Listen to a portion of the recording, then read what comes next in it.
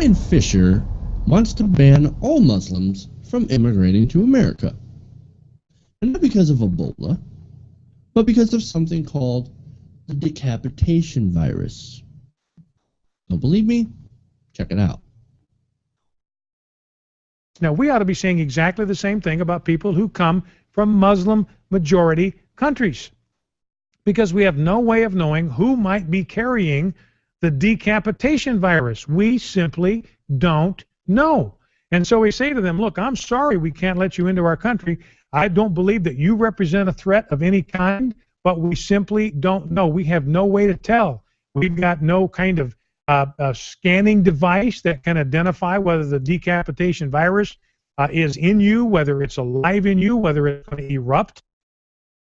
What's with conservatives and their wands and scanning devices scanning for Ebola and the decapitation? What the hell is with that? It's been a theme this week. But yes, you heard that right. Bryan Fischer wants to ban 23% of the world's population from traveling and immigrating to America because he thinks they're pretty much going to start beheading everyone. So no immigration from Turkey, sorry Jank. No immigration from Indonesia, Bangladesh, or India because, you know, Muslims, majority Muslim nations.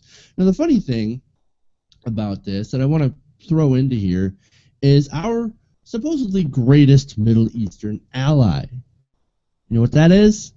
Apparently it's Saudi Arabia. Yes, Saudi Arabia, and they're all about beheadings. But apparently they're okay because they're keeping it in their own country.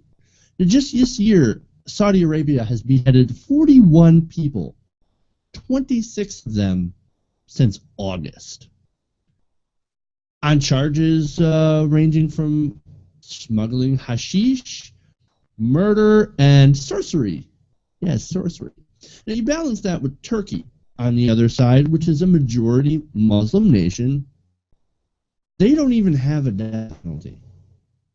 Unlike America. Remember, we still kill people here in America. And sometimes we do a really poor job of it. But then you've got Turkey over there, no death penalty. Majority Muslim nation. They're not beheading anybody. But of course, it's not about that. It's not about the death penalty. This is about terrorism, right? Let's get back to the terrorism thing, because that's what Bryan Fischer ultimately means. You know, Muslims are terrorists. They're going to come over here and start decapitating people, right? So we should automatically be able to lock them out of the country. No immigration from any of these countries. I don't care, because we just don't know what you're capable of. We just don't know if you're going to kill people.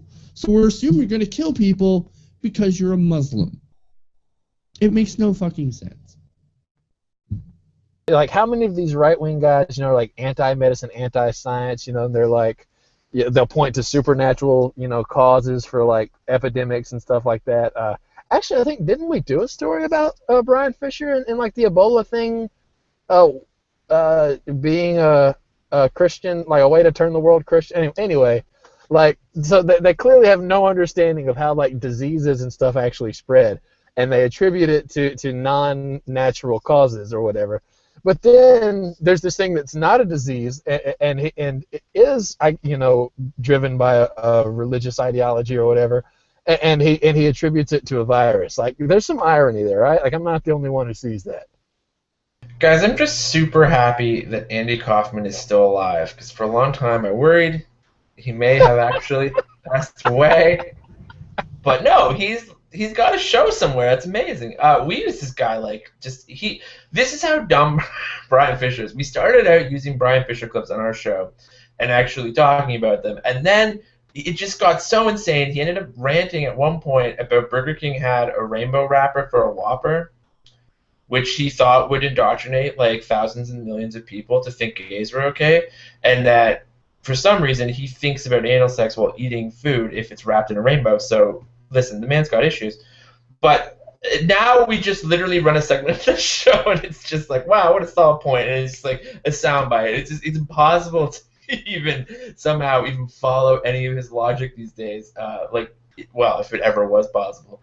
These guys are really just like batshit crazy. But what I think is interesting is you saw this play out with Reza Aslan and the Bill Maher CNN clip that went viral around the internet, where Reza went after some of what Bill Maher thought. And I think that that's an interesting, and where I get really disappointed, because you're feeding this like Islamic, anti-Islamic, to not use the word Islamophobia for obvious reasons, but to this anti-Islam rhetoric, to get sort of passed down even through smart people that I enjoy like Maher, who, that's where the atheist thing, I kind of leave the train, because you can't sort of dissect everything without getting into both A, the cultural, and then B, the individual, and then C, the geographical problems of the world. And that's where I think that it gets really dangerous in the day and age we live in, to not have more nuanced conversations. And even people who are comedians, I get you being like, all religions are stupid, and yes, this religion is dangerous, and we could have some sort of weird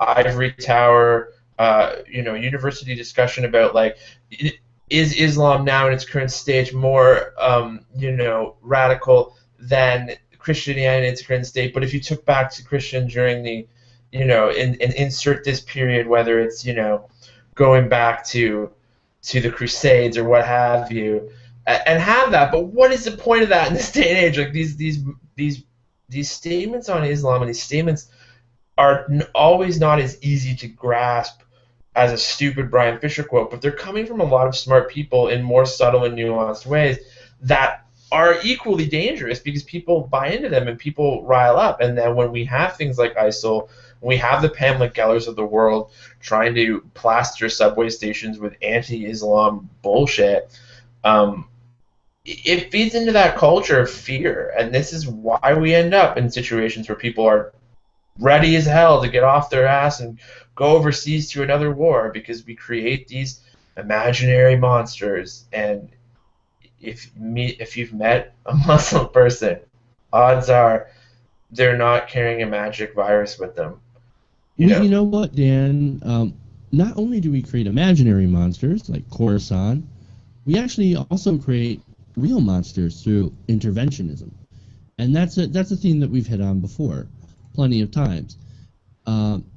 Before a lot of our Western interference, the Islamic world was not as bad as it was.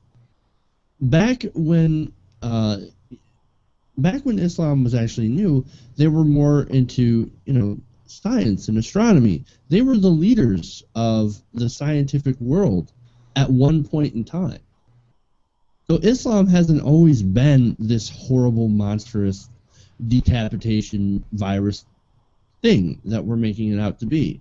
But because of a lot of our Western intervention and colonialism and whatever, and not caring about sectarian violence, oh look, the Sunni and Shia don't get along, they're the same religion, whatever. As Bush, was ignorant enough to ignore, essentially, stupid enough to ignore, to help inflame these sectarian tensions in Iraq. We've created this, a lot of this extremist Islamic extremism. And that's one of the big problems that a lot of atheists tend to ignore. Like, that's our bad. We kind of built that. It also comes back to what I talked to you about the show about being, the difference between atheists that you meet who are reformed, born-again atheists like myself, who were raised Christian and had to come out of it, or whatever. That sounds really condescending. But my point is that I was Christian, raised Christian, now I'm an atheist. My point with that is that you have a different understanding of the cultural problems of that. So, like, there's a lot of things that come with the culture of religion, and you just wanting to be a good son, daughter, brother, sister, and and it's very much linked into what your family does. And I think that that's where Westboro Baptist Church is not as extremist.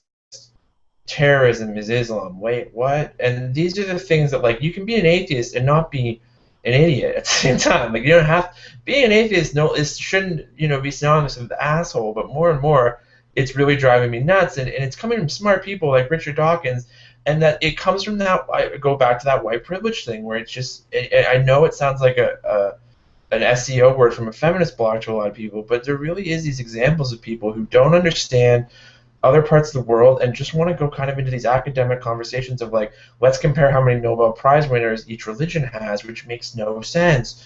And that's what's really frustrating about it, is that we don't know these things. And a lot of the times there's places in the world, to come full circle tonight, guess what? It's poverty. It's these situations. Like if you are really an atheist, much like I always say, if you're truly a Christian who wants to stop abortion, then start getting national daycare on the on the docket. Like if you really are an atheist who wants people to maybe come away from religion, let's get some money to these folks, because guess what? I'm not preaching the gospel of cash. What I'm preaching is if you have poverty and you're destitute and you need something. And a lot of the cases is that, and a lot of these third worlds were bombing and this, that, and the other. Yeah, it makes people go the other way because they see you as an enemy and they gravitate towards the other thing. So it's hard to paint this conversation with a big brush, and it's hard to have these conversations in sound bites without getting into the nitty-gritty of everything. But yeah, like I just feel like people are doing atheism wrong, and they're doing the same thing Bryan Fischer's doing, which is trying to like say ridiculous things because at some core level they think they're right. It's just not.